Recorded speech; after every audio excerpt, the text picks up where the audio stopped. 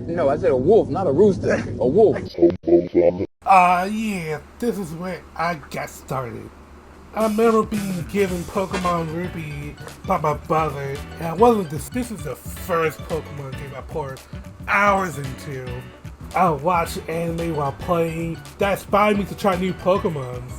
This is where I started my Pokemon journey. Hoenn is my home. I'm so happy to come back. So, with being on completely different hardware from Game Boy Color to Game Boy Advance, it's impossible to share the Pokemon from Pokemon Gold and Silver to Ruby and Sapphire. It's completely different hardware. Pokemon was built completely different. Pokemon now have abilities. Perks with conditions are met could be a boon or bane. And it really gives the Pokemon more of an identity. Its best addition in this gen, hands down. Giving Gengar Levitate makes him immune to ground type moves, and giving water types like Ludicolo Swift Swim that made him move faster in rain, or his other ability, Rain Dish, that can heal in rain, is really cool and really starts stacking up to different type of strategies. And I'll say that later for the team breakdown. Another biggie is the berries. Berries existed in Gen 2, but not to this degree. You got your poison, burn, pills, berries, and sleep berries that help with stat conditions. And they are here in this one, but they give it more of a name, and they got other berries that give Boozing Veins.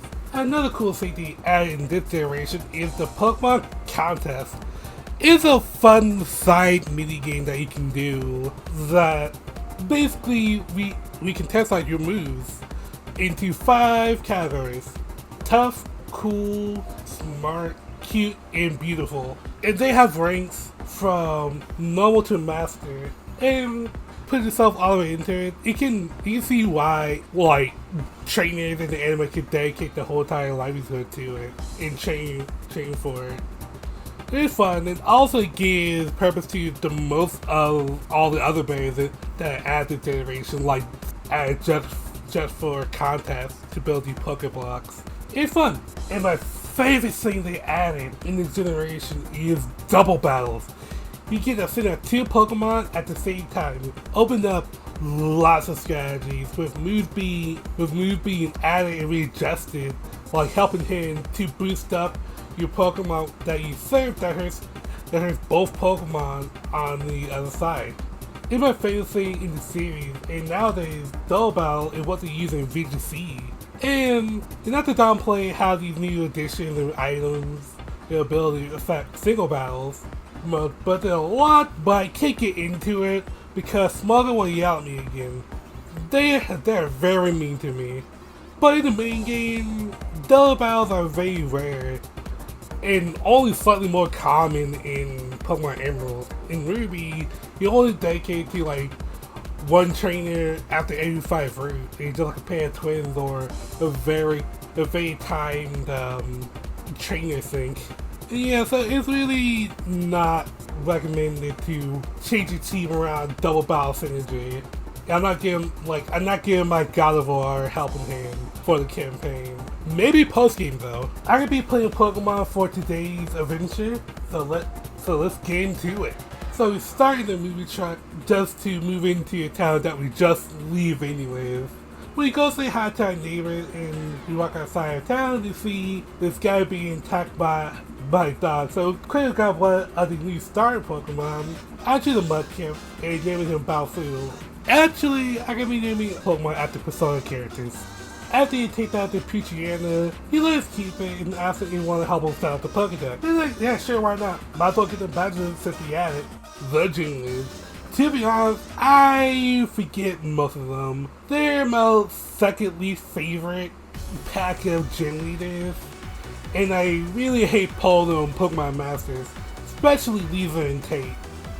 But we get in there, Brawly, pretty close. Brawly. We got Brawly. Yes! Fuck! Hey yo! Hey yo! Wait, did you? What I say I do like about all of them is their gyms. All the gym leaders all fall into to the gym leader. It's fun to tiptoe and try to avoid the trainers, or just try to get through the place. And some of the highlights at Flannery's gym is an interesting two-layered puzzle where you have to go up and down these potholes and blast up, or like go down the pothole, get blasted up. And some of the potholes are just trainers hiding. We don't know, I got this fun flat puzzle. It's fun and tricky. You gotta say, let's say about the big picture. The Tate and Lisa, it has a fun bun puzzle, a switch puzzle. Like you can line trainers, for doubles, or just make it move them out of the way.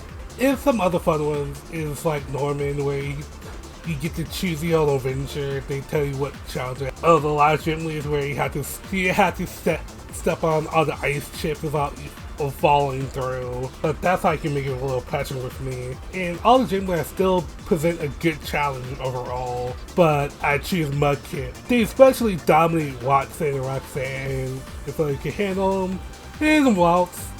A little bit hard to raise, but can dominate Brawly. It becomes a great all-arounder before all the other gym leaders. I'd say one of the toughest gym leaders is Ashley Norman, since I didn't really pack a fighting type, so I had to really just take on and taking this head on, to the point where I just used Wheezing to explode just to pierce through the defenses. Because I need exploding in every region. That's just how we do. And I understand that gym leader is actually Lisa and Tape just because of these double battles, and it's fun to see double battle synergy. I still like to squad with my slap together team. Since I'm playing Emerald, my final gym leader is Drone. The white type master is Steven Wallace, that was the last gym leader in Ruby and Sapphire, is now the champion. And Steven, who was the champion in Ruby and Sapphire, is just now a super boss, which is mostly odd. Because now, as 3 wild type bosses that I have to fight, and that makes Steven very funny to me, that Steven is just a dude that just like rocks. He just dummy strong. And that makes him more interesting, since he's not really interested in the league. Yeah, I don't really rate much gym leaders, but I still love them. Love to see them. For the most part. Yo! Hey, yo! We got it! We got it! While getting the badges, we go from town to town. We just get to see my rival in this case, May. After we say to the faster from Doggy, May also goes on a journey as well. May gets what that Doggy gets mine. They try to complete the Pocket Dancing on Adventure, but the last fight is in front of the mall, and only got the second evolution. So I cannot complete my Dancing by trading, so that's annoying. Also wandering around in Team Aqua and Magma. Since I play Emerald, I have to deal with them both. Causing trouble in our regions, stealing things. They took over places. They've been taking over places like a museum and a weather center.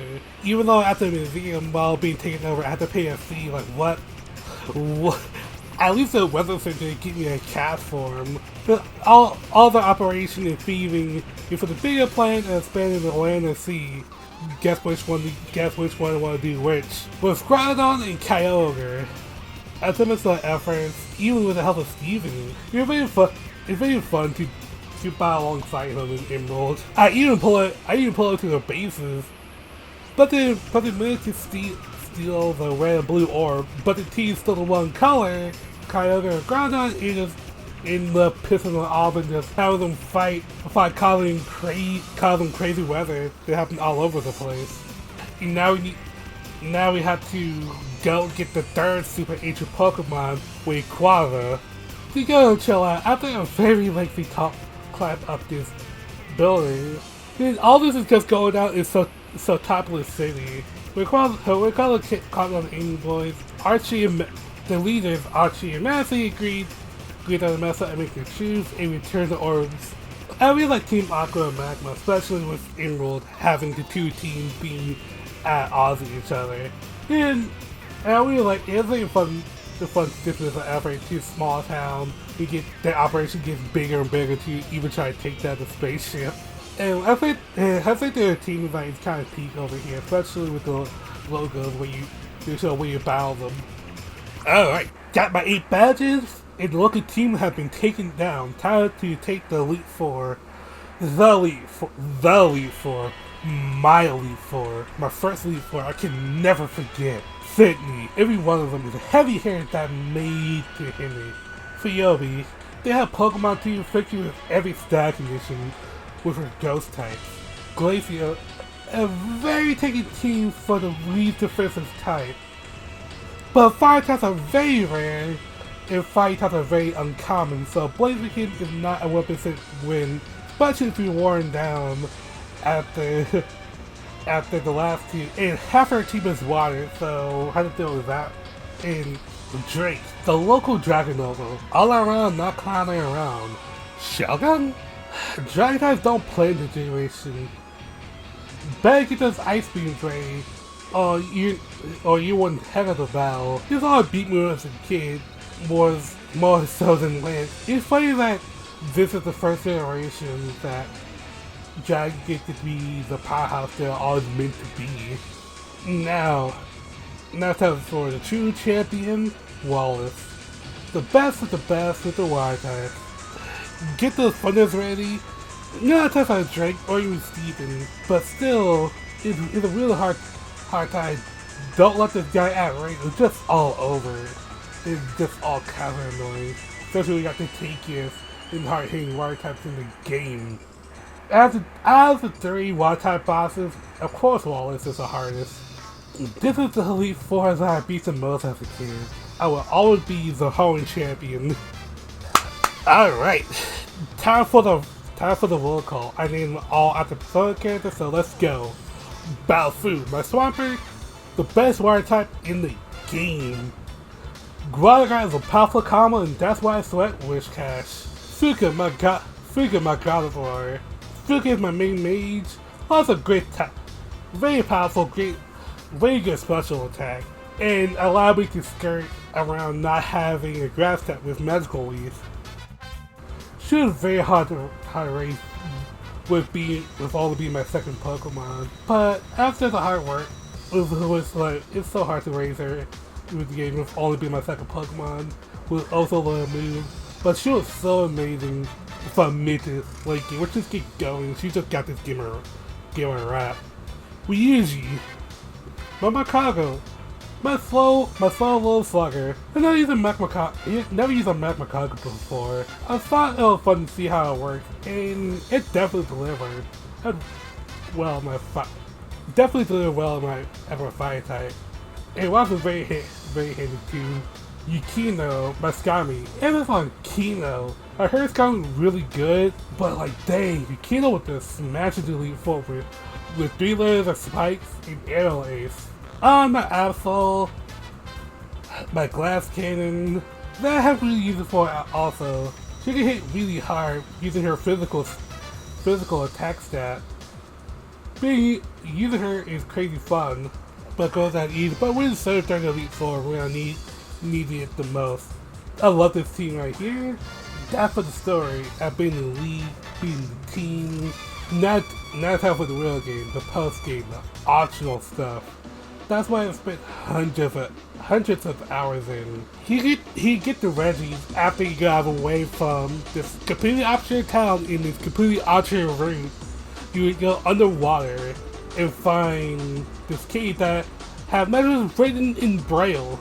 And you have to decode, and not that I have to just figure what it says, you have to decode it and find out what it means. Yeah, you have to freaking decode this and figure out what it's trying to mean. He had to bring a Whaler and a Relicanth and use dives here. It's really nuts. And after that, he opened the cave to the Reggie, which is all over the region. And with a completely different own cryptic puzzle. You flash here, you watch smash there. These are hokey pokey. That was all about. This is what took me hours as a kid. Trying to figure out what this means, trying to do it right. After figuring out these ancient riddles, and you get the crazy music. Finding out if an adventure on its own. There's so many others too. There's side dungeons. They added side dungeons in Emerald. It's like side mention here, but I really feel like this is also a dungeon. Like there's also a quest where he gets this part for a ship, but he need to go through. You go back to the middle of the week that you just scare across it with your boat to go to this wrecked ship. It has this very depressing music, and like people just chilling here, like are they like looting? Are they just chilling here? I don't know why they're here, but they're down for battle, and you can die. He could dive under to get this ship part that for a bigger quest, and it's so much fun because you don't have to do this. It's just there, and there are a lot of cool crevices and under the water. Just like alternate routes, just find stuff, and little NPCs that tell you what's going on. Hoenn got lots of ancient mysteries that could be found. After you beat the Elite Four, and if you go to the weather center, they would tell you that there are crazy heat waves or heavy storms somewhere in Hoenn. That's Groudon and Kyogre chilling. They became kind of roaming legendaries here, and it's just crazy that they just there causing uneasy weather. No, look at the environment. Latios and Latios, they're just around. Nobody tells that they're there, but they just be around. And it's scary when it just happens. And we've been Sci-Fi Emerald the first to introduce the special event where you have the special location. Is you get these special tickets to break their ship to go to these locations that they get to a mythical legendary Pokemon.